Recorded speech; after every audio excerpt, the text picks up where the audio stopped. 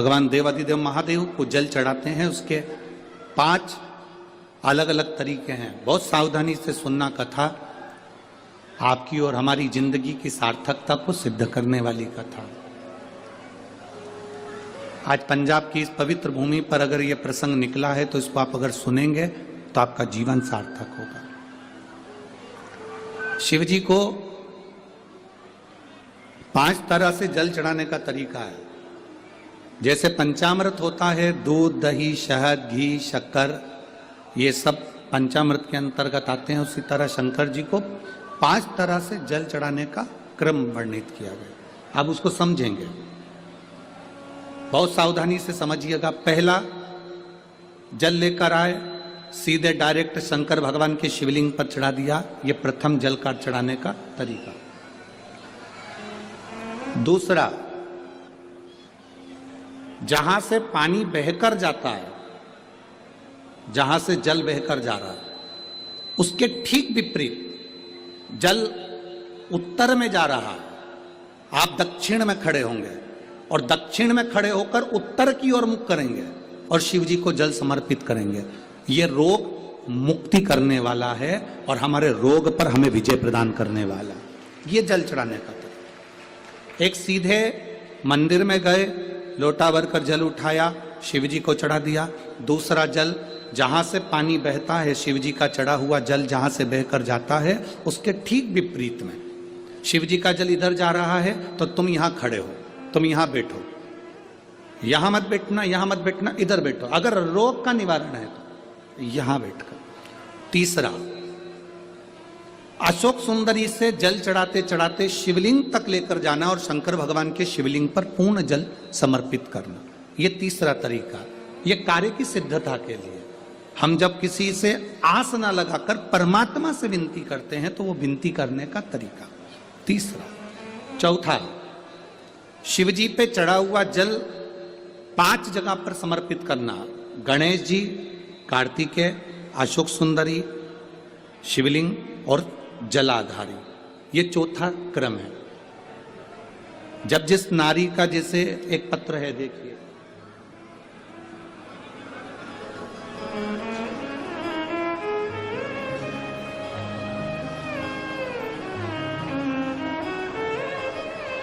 मेरा नाम मोनिका है, मेरे पति का नाम संजय सिंह है, मैं दिल्ली स्वरूप नगर की निवासी हूं। कहीं बैठी हो तो हाथ हिला सकती हैं, अगर कहीं बैठी हो तो हाथ हिला सकती हैं।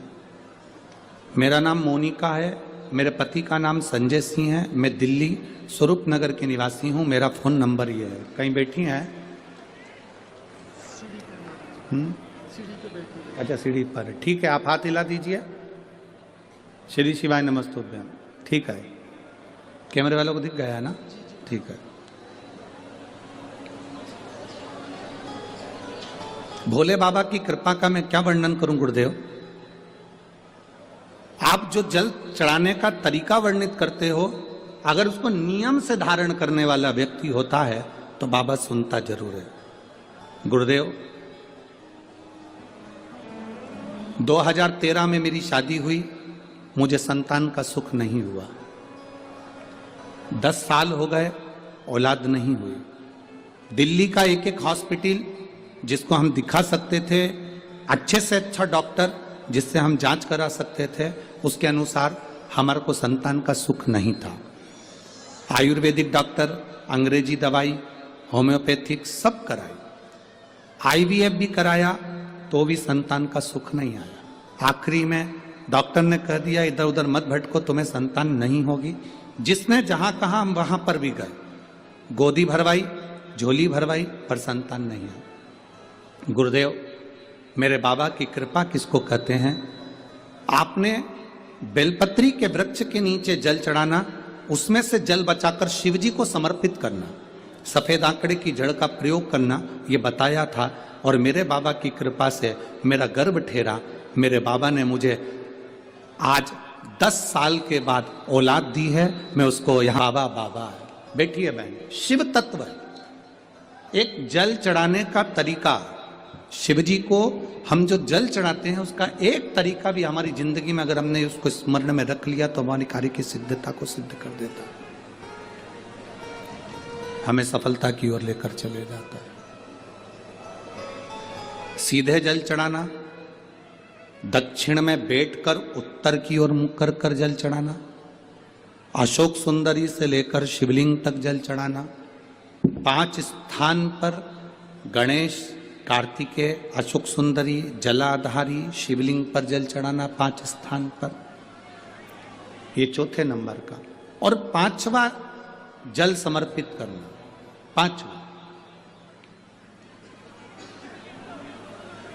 5वें नंबर का जो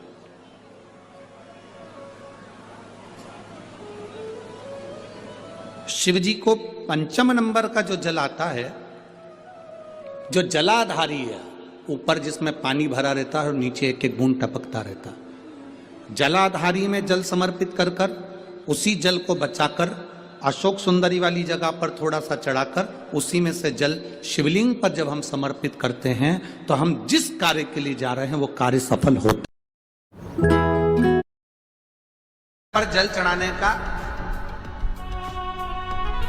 जो भाव वर्णित किया जाता है कि हम शंकर को मंदिर में जाकर जल चढ़ाते हैं तो खड़े खड़े चढ़ाएं कि बैठकर चढ़ाएं, बहुत ध्यान देना साहब।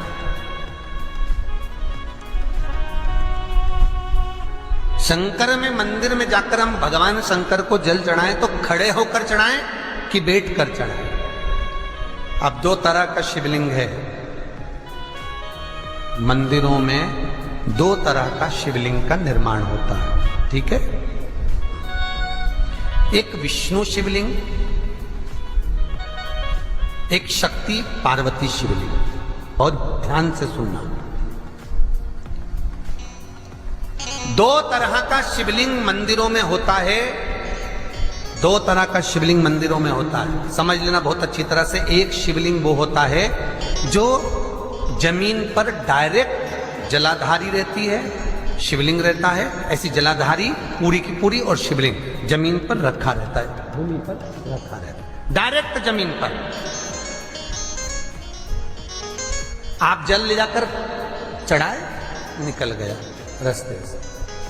एक शिवलिंग जो जमीन पर डायरेक्ट शंकर भगवान की जलाधारी और शिवलिंग रखा रहता है वो शक्ति शिवलिंग कहलाता है।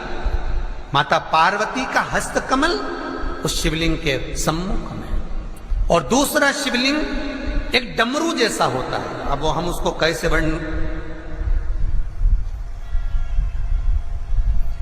एक डमरू शिवलिंग होता है, ऐसा उसका स्टैंड होता है, ऐसा स्टैंड होता है, नीचे शिवलिंग रखने की जगह होती, फिर ऐसा होता है, फिर उसके ऊपर इस तरह शिवलिंग रखा होता है। देख दर्शन करें आप लोगों ने।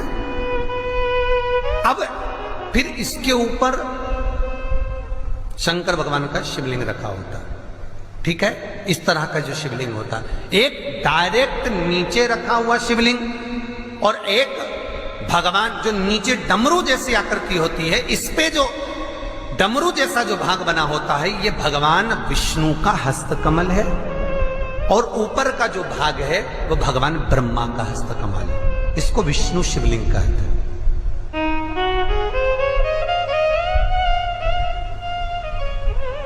इसको हरीश्वर महादेव भी कहा जाता है। कौन सा महादेव कहते हैं? हरि सर्वेश्वर महादेव। हरीश्वर महादेव भी कहते हैं, हरि सर्वेश्वर भी कहते हैं। तो डमरू जैसा जो शिवलिंग का निर्माण हुआ है मंदिर में, अगर शिवलिंग ऊंचा है, शिवलिंग थोड़ी सी हाइट पर है, ऊंचाई पर है, और डमरू जैसा भाग फिर उसके ऊपर जलाधारी के बाद शिवलिंग निर्माण किया गया है, तो वो विष्णु शिवलिंग कहलाएगा, वो हरीश्वर शिवलिंग कहलाएगा, वो हरि वंश शिवलिंग कहलाएगा, हरीश्वर कहलाएगा।